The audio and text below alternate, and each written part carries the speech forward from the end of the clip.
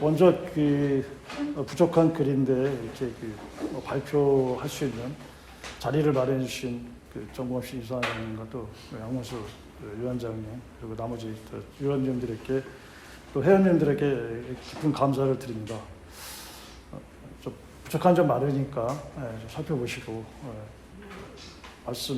좋은 말씀 주시기 바랍니다. 여기 교회 다니시는 분도 계실 텐데 제가 여기서 연구한 내용이 불편하실 수도 있습니다. 심사위원 중 한 분이 제3시대 그리스도 연구소의 정영태 교수님이셨는데 김진호 교수님이라고 잘 아실 겁니다. 그쪽 제3시대 그리스도 연구소에서 발간한 책이나 또 논문들을 제가 상당히 이 연구에 많이 적용을 했습니다. 그분들이 제가 볼 때는 어찌됐든 간에 최전선에서 지금 나름대로 한국교회의 문제, 특히 극우 개신교회에 대해서 적나라하게 분석하고 있다. 그러다 보니까 명예훼손 문제가 걸려가지고 지금까지 민원사상 구소가 진행되고 있습니다. 그래서 심사위원으로 참석하신 정영태 교수님의 어떤 조언에 따라가지고 마지막 장에서는 극우 개신교를 지칭하고 할 때 개인 이름을 인식으로 처리했습니다. 그래서 잘못하면 저 같은 경우도 이제 그런 어떤 소송에 휘말릴 수 있기 때문에 그런 조언에 따라 가지고 전체 지도 교수님과 또 우리 심사위원 교수님들의 전체적인 의견에 따라서 그렇게 했습니다. 제가 요약본 드렸지만은 사실 제가 코로나는 바이러스는 언제든지 발생하지만 코로나는 미제 바이러스였고 잘 아시겠지만 연구 시기는 2020년도 2월부터 21년도 2월까지를 제가 딱 정했습니다. 백신이 없었던 시기고요. 잘 아시겠지만 그 시기에는 상당히 많은 사람들이 죽어갔습니다. 그런데 이제 어떤 문제의식을 갖기 전에 항상 저는 요약병에 나와 있지만은 사회과학에는 자연과 어떤 실험이 없습니다. 그러다 보니까 사회과학을 하려면 우리가 사회과학자라고 얘기하는데 과연 과학은 무엇인가 고민을 많이 했고 석사 논문 때에도 그 부분과 관련해서 사실 논문을 썼었습니다. 그래서 그 과학이는 간단하게 얘기하면 가장 확실한 방법은 실험이 있지 않습니까? 실험이란 방법인데 사회과학은 없는데 그럼 사회과학의 실험은 전혀 없는 것인가 여기에 상당히 평상시에 문제의식을 갖고 있다가 사회과학의 실험 어떤 그러니까 인위적으로 인간이 자연각자 세팅을 하지 않아도 실제 실험과 같은 효력이나 어떤 효과가 나타난 사회적 모순들이 드러나는 순간인데 그때가 바로 혁명이라든지 아니면 사회변동, 사회적 위기가 발생했을 때 드러나는 거로 이제 학자들이 그런 의견이 있었습니다. 그래서 그런 문제의식을 항상 갖고 있었는데 제가 한 2월, 3월 달 되면서 어떤 생각을 하게 되냐면 이거는 지금 사회과학을 할 수 있는 기회이다. 그래서 뭔가 가장 제 눈에 어떤 사건이 어떤 문제가 가장 이슈로 떠올랐을 때는 이 한 해 동안 가장 코로나 전국에서 주목받았던 게 뭐냐면 바로 교회의 집합 모임 강행이었습니다. 그래서 한국만이 아니고 사실은 유럽, 미국, 그다음에 이스라엘까지 그런 집합 모임 강행이 있었는데 유독 많은 종교 중에서 개신교회만이 이런 집회 모임을 강행했습니다. 예를 들어서 천주교라든지 기독교는 이제 예를 들어서 천주교, 그다음에 개신교, 동락 정계 이렇게 분류가 되는데 같은 기독교 속에서도 이제 천주교라든지 또 이슬람이라든지 불교라든지 이런 다른 종교는 한두 번 어떤 집합명 강행을 인해 가지고 집단 감염 발생에 어떤 원천을 작용했는데 전혀 없었습니다. 뒤로는 이제 집합명 강행을 안 했는데 1년 내내 한국교회 개신교회를 중심으로 집합명이 강행이 이루어졌습니다. 그래서 이게 제가 말씀드렸지만은 종교 연구 학자들이 하는 얘기가 뭐냐면 종교 현상을 우리가 연구할 때는 지역, 지리, 그다음에 환경에 따라서 다르게 나타나니까 다르게 분석해야 된다 하고 이렇게 이걸 말씀하고 있습니다. 맞습니다. 그래서 예를 들어가지고 미국에 들어간 개신교하고 미국에서 미국 개신교 한국에 들어와서 자꾸 변모하죠. 맞는 얘기인데 제가 이제 이번에 2020년부터 1년 동안 유독 개신교회를 중심으로 집합 모임을 강행하고 집단 모임을 발생하는 원인에는 뭔가 공통적 속성이 있다. 그래서 기존 학자들의 주장과 좀 다르게 저는 속성이 있다고 보았고 그 속성을 증명해보겠다. 입증하겠다. 해서 연구가 시작됐습니다. 그래서 지금 문제 제기 연구 배경에 대해서 말씀드리면 이제 첫 번째 나눠서 1년 동안 있었던 일들입니다.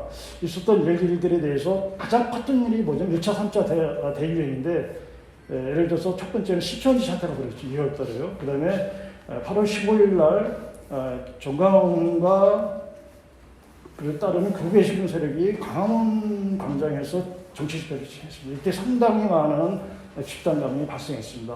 그리고 이제 11월, 12월 접어들면서 인터컵 선교회라고 있습니다. 이 선교회를 중심으로 해가지고 또 국내 다른 기타 다 선교회를 중심으로 해가지고 3차 대유행을 주도했습니다. 그러니까 중간중간에 1차, 2차, 3차 중간중간에 한국의 교회들도 같이 다 참여를 했습니다. 그 대유행에. 왜 유독히 한국의 그것도 이제 개신교회만 중심으로 하는 것인가 했을 때 제가 이제 문제의식을 가진 것은 또 뭐였냐면은 한국교회에서 발생한 이 개신교회에만 나타나는 그 특성이 있을 거예요. 그 특성이 예를 들어서 어떤 2000년 동안 내려온 어떤 기독교만의 어떤 특성이 존재하는 것이 있을 것이다. 그것이 오늘날 형태 변화하지만은 뭔가 변하지 않는 그 속성이 분명히 있을 것이다. 그래서 제가 이제 여기서 연구 질문은 뭐 딱 한 가지였습니다. 뭐 때문에 집합 모임을 강행인가? 그래서 이 한 가지를 연구를 질문하고 그래서 저는 이제 여기서 이제 작동 원리와 발생원이 무엇인가 이걸 파악해야겠다. 그렇게 연구 문제의식을 가지고 이제 연구에 돌입했습니다. 선행 연구 검토는 예를 들어서 지금 말씀드리면은 그 기존 연구가 한국교회 연구가 95%가 그렇습니다. 뭐 하냐면은 예를 들어서 이렇게 합니다. 2000년대 대형교회 성장 배경에 대한 고차 사례 얘기인데 이제 제목이 이렇습니다. 그러면은 여기서 연구가 어떻게 들어가냐면은 대형교회 성장 배경에 대해서 기껏해 앞으로 20, 30년밖에 가지 않습니다. 그럼 2000년 기독교 역사를 놓고 봤을 때 과연 20년 역사나 30년 역사 아니면 더 길게 본다면 100년 한국 기독교 역사를 통해서 오늘날 나타난 현상에 대한 파악이 가능하냐 이거죠. 2000년 역사 속에 있었던 기독교만의 고유한 특성이 있고 또 사회 변동 과정에 따라서 변모된 또 특유한 또 형태가 있는데 그럼 그거는 다 무시하고 지금 다 그냥 눈에 보이는 것만 하다 보니 이게 어떤 상황이 되냐면 결국은 언론에서 검색할 수 있는 것, 언론을 통해서 알 수 있는 것조차도 논문으로 연구가 되고 있다는 거죠. 그러니까 대부분 이런 식으로 이제 그 연구를 하다 보니까 제가 그 부분에서 평상시에도 문제의식을 갖고 있습니다. 도대체 그러면은 어떤 상황이 발생하냐면요. 대부분이 사회학 쪽에서 이제 그 이 종교 연구, 특히 한국교회 연구를 하다 보면은 그 원인을 사회변동을 생각합니다. 당연히 사회변동에 의해서 종교가 변모하는 걸로 이제 분석이 됩니다. 그러면은 그럼 교회나 종교에 면죄부가 주어집니다. 왜냐하면 결론이 어떻게 나오냐면 결론은 교회는 죄가 없는 거예요. 사회 변동. 예를 들어서 코로나 때문에 할 수 없이 교회가 집합 모임을 강행했다. 이렇게밖에 결론이 안 지어지는 겁니다. 그럼 또 다른 사회 변동, 예를 들어서 광복후의 전쟁으로 인해서 한국 교회가 이런 식으로 어떤 그 행태가 있었다. 그러니까 사회 변동이나 또 어떤 사회 문제로 환영되어 버립니다. 결국은. 그럼 교회 속에 있는 실질적인 아니면 그 기독교란 종교 속에 있는 본질 또 특성 어떤 그 죄악이라면 죄악이랄까 이런 게 다 감춰져 버리는 거죠. 점은 아까 보시면 이제 뭐 기능론, 기능론은 간단합니다. 그러니까 종교가 사회 안정과 통합에 기여하는 거고 갈등론은 이제 반대되는 이유로 보시면 되고요. 세속화론, 타석화론 여러 가지 신세권 논쟁이라든지 이런 이제 종교 문제에서 논쟁이 있었습니다. 그런데 말씀드리면은 흑사병의 이후에 강력한 전염병과 교회와의 관계가 나타난 것은 사실 코로나 전기 처음입니다. 그러니까 그 이전에는 교회와 이 전염병의 관계에 대한 분석이 어떤 연구가 초대교 2000년대 초대교 당시 1세기에서 3세기 사이에 한 대략 4번 있었는데 그때 당시에 연구가 있었고 그다음에 16세기에 흑사병이 있었고 그다음 홍콩 독감 스페인 독감 1920년대에 있었는데 이때는 그 스페인 독감하고 교회와의 관계에 대한 분석이 거의 없습니다. 없고 지금 코로나 전국이 사실은 어떻게 보면 이 교회가 직면한 특히 현대 교회가 직면한 가장 강력한 전염병이었다. 그래서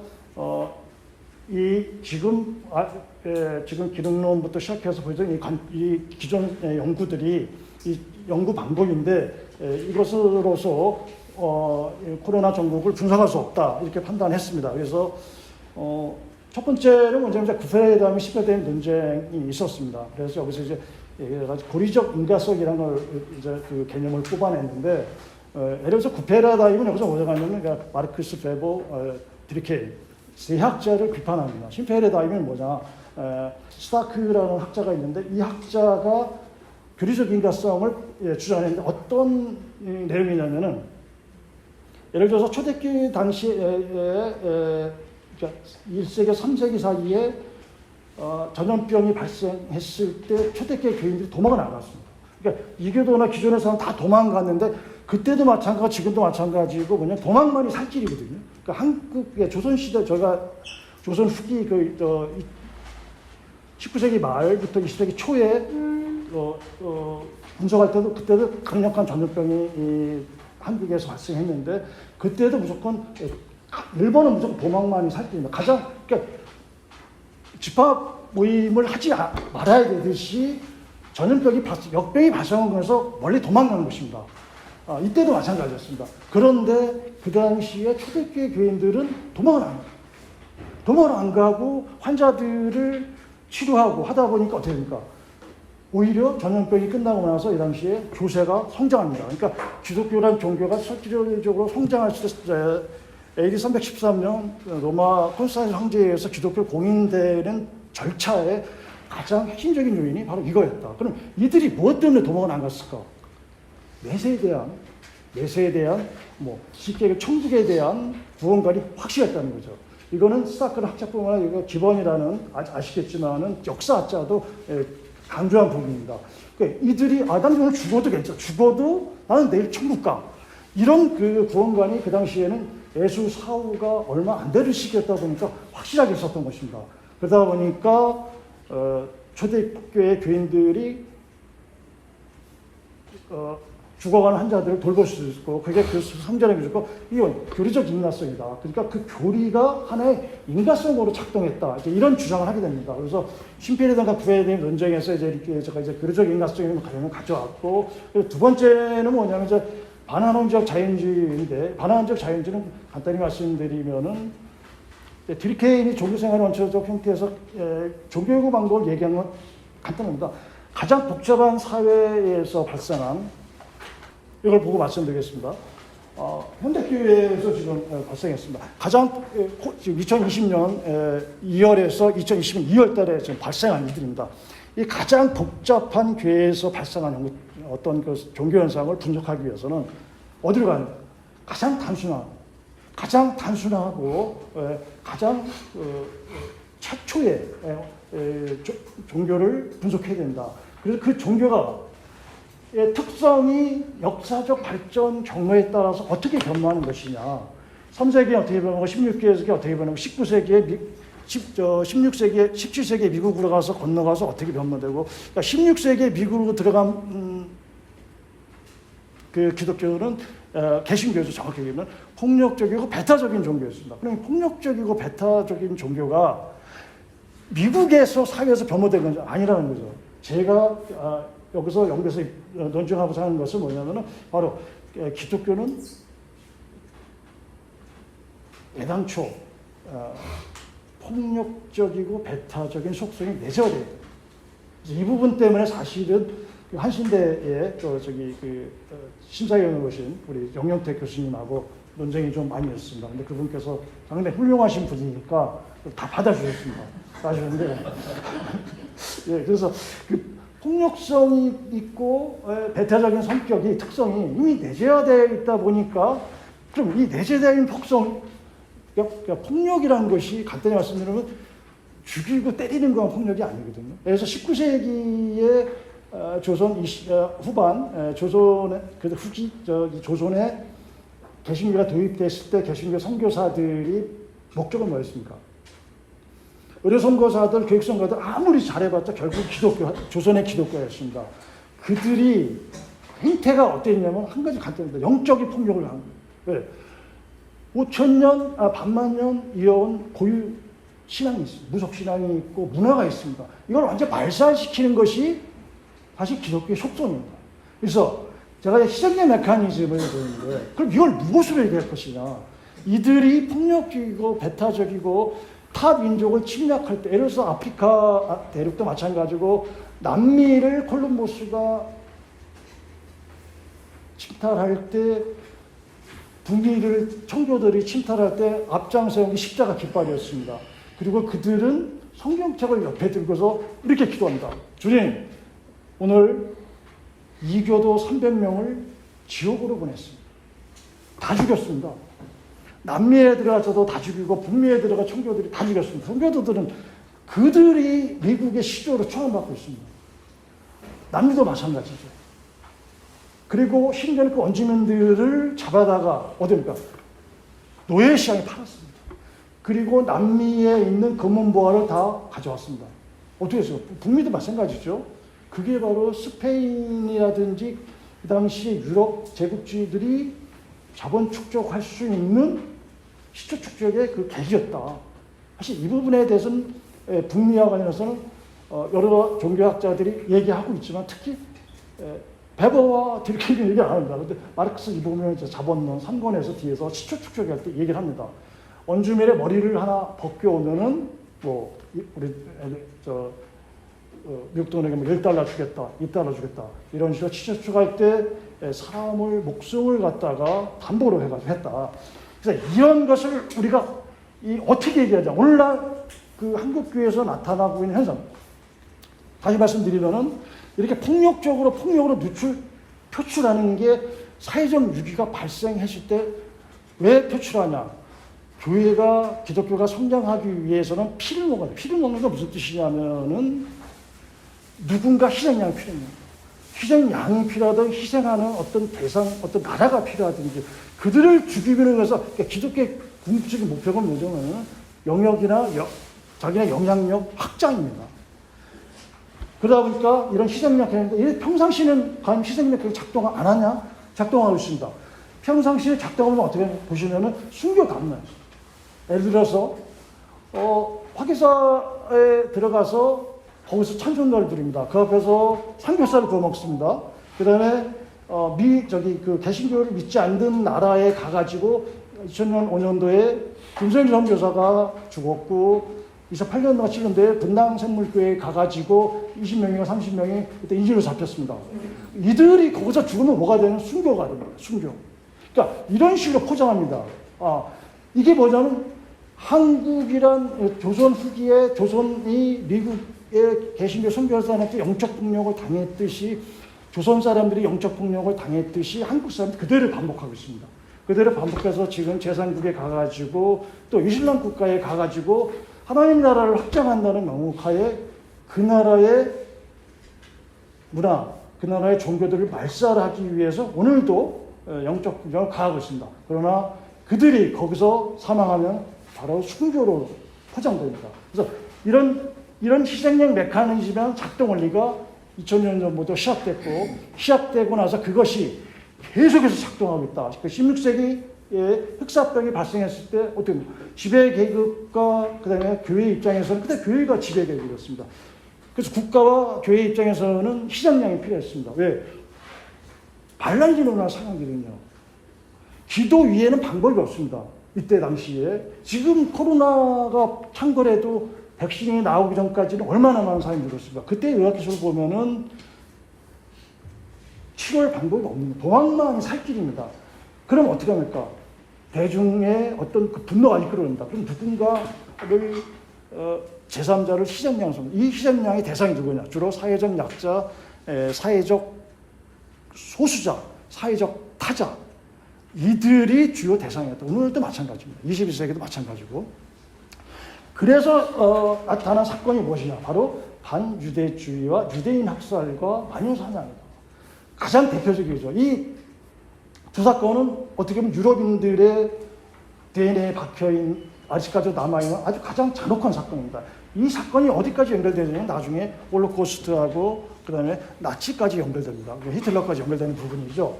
그래서 이런 희생양 메커니즘이 때로는 기독교가 타 대륙을 침략하는 걸 그 폭력하고 살상하고 그런 걸 정당화시켜줍니다. 정당화시켜주는 역할입니다. 그들이. 그럼 희생양 메커니즘 어디서 나온 것이냐? 성경에서 나왔어요. 성경에서 나와요. 그러니까 예를 들어서 창세기 1장 28절에 보면 제가 기억하기로는 땅을 정복하라 그런 얘기다. 모든 걸 생육하고 번성하라. 이거를 말씀드려 여기 지금 생태평화민주주의 연구소인데 사실 생태를 얘기합니다. 자연과 더불어 살아라거든요. 그러니까 이 문제는 한 20년 전에 한국기독교연구소라고 있습니다. 거기에서 홍정수 교수님하고 그다음 소장 지금 김준영 소장님이 계시는데 이분들이 그때부터 한 20년 전부터 이 생태 문제에 대해서 이 기독교가 생태 문제에 개입을 해가지고 어디가 새로운 사회를 만들어야 된다. 그때부터 연구했었거든요.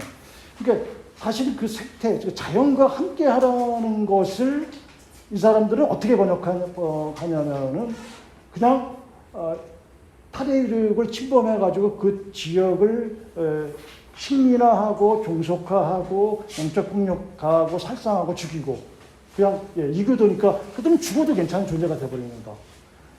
이렇게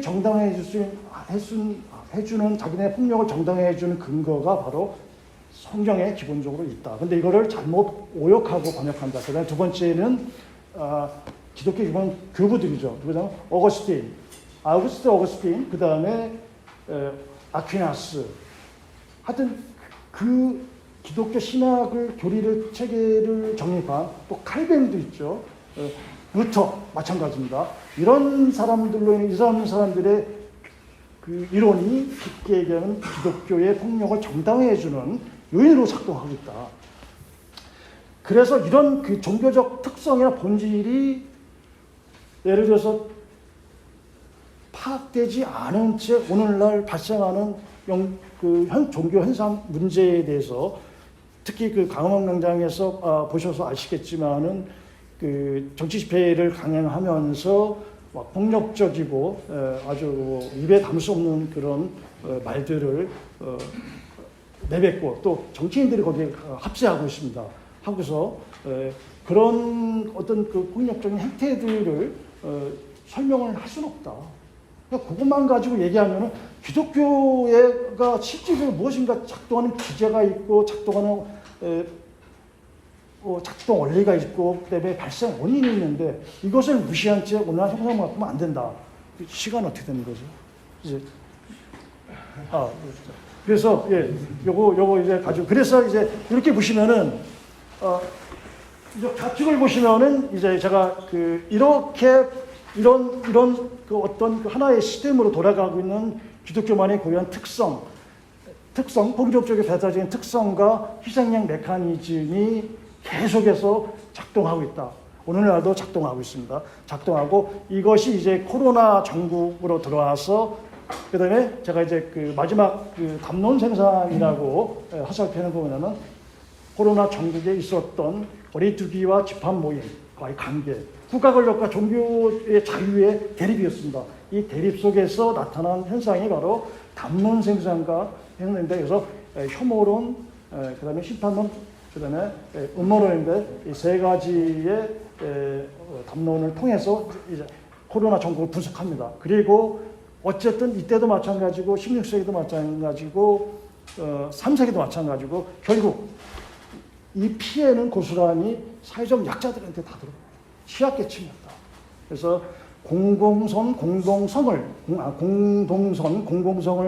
추구해야 할 종교가 또 기독교가 사랑의 종교라고 주장하는 기독교가 취약계층을 돌볼 생각은 안 하고 결론은 안 하고 결국은 자기네들의 영역을 확장하기 위해서만 노력했다.